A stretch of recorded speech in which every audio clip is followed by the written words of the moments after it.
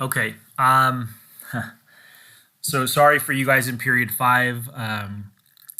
I had some real issues with the network, and it took me like almost a half an hour to fix. So I'm going to get you guys to where you need to be to watch the other video.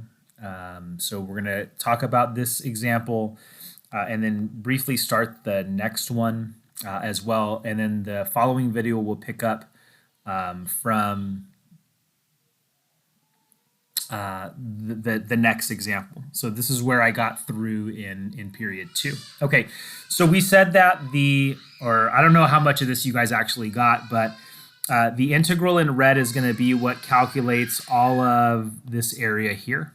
Okay, but when you look at that entire area in red, you see that that graph has symmetry with respect to the x-axis. So what we can do here is we can use that symmetry to calculate area in a slightly different way. Okay, so what we can do, for example, is we can take like the integral from 0 to pi, which would give us all of that shaded region in blue. Okay, and if we double that, like we have in this integral here, so if we take the integral from 0 to pi, which would look like this, and then we multiply that integral by 2, then that's going to wind up giving us that total area. Now, it doesn't matter so much for an example like this, where both of your limits of integration are quadrantal angles. But if you have angles that have a reference angle of pi over 6 or pi over 4 or pi over 3, it will make a difference if you use symmetry, because it's easier for us to evaluate trig functions, especially the sine and cosine functions at quadrantal angles, because the outputs for sine and cosine at quadrantal angles are either going to be 0, 1, or -1. So it makes evaluating those a little bit easier than using angles that have reference angle of pi over 6, pi over 4, or pi over 3. Okay, so what I'm going to do here is, using symmetry, I'm going to do the integral in blue, and I'm going to evaluate area based on that. Okay, so 2 times 1/2 is going to be 1. So the area here will be equal to, I'm going to square both factors inside of the integral, and then I'm going to take 4 squared, which is 16, and pull it out front. So we get 16 times the integral from 0 to pi, and then 1 plus the cosine of theta squared foils out to 1 plus 2 cosine of theta plus cosine squared of theta.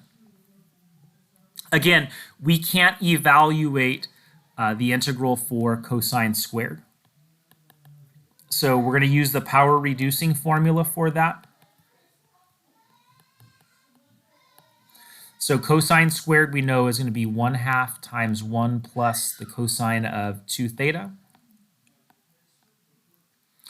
And then I'm going to combine a couple of steps in one here. So I'm going to distribute 1/2 across both of these terms. And then I'm going to take the constant term. So 1/2 times 1 is 1/2. I'm going to add it to that one right there, which is going to make 3 halves. So this is going to become 16 times the integral from 0 to pi of 3 halves plus 2 times the cosine of theta plus 1/2 the cosine of 2 theta. And now we can go ahead and integrate that term by term.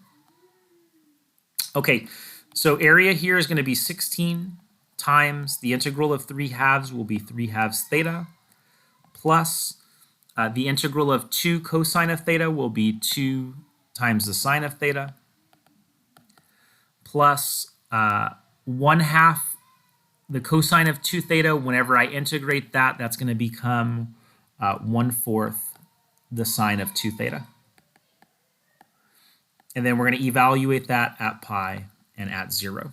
Okay, so when we, again, I'm keeping 16 out front. When we evaluate at pi, we're going to get 3 halves pi plus 2 times the sine of pi is 0 plus 1/4 the sine of 2 pi. That's also going to be 0 minus, when we evaluate at 0, we're going to get 3 halves times 0 is 0 plus 2 times the sine of 0 is 0 plus 1/4 the sine of 0 is going to be 0.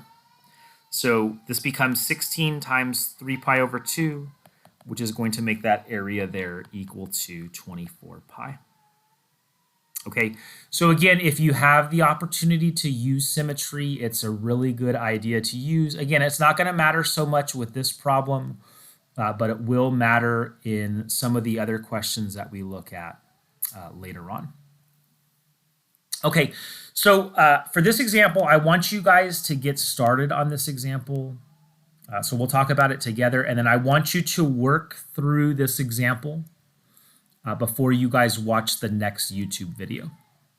Okay, so directions ask you to determine the area of the inner loop of r is equal to 2 plus 4 times the cosine of theta.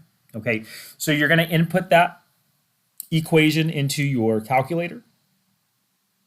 Again, when it comes to finding the viewing window for this, we want to think about what is the furthest that r gets away from 0 on the number line. And the biggest value, or the furthest that r gets away from 0 on the number line, is when r is equal to 6.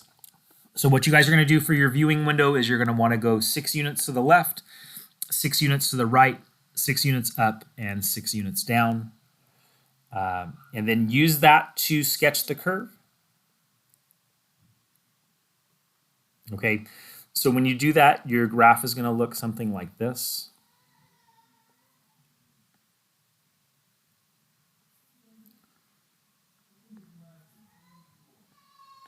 So graphically, your curve is going to look something like this.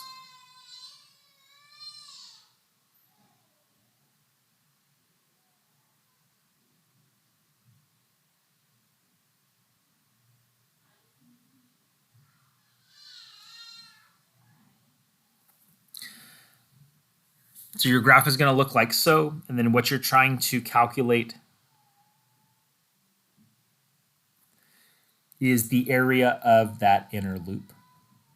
Okay, so you're trying to calculate the area in red there. All right, so I'm going to stop this video here. You guys in period 5, make sure you try to complete this problem on your own, and then the next video is going to talk about how we work through this example here. Okay, so again, my apologies for the technical difficulties in class, but thank you guys for your patience and your understanding. All right, hope you have a great rest of your day. We'll see you guys on Friday. Take care.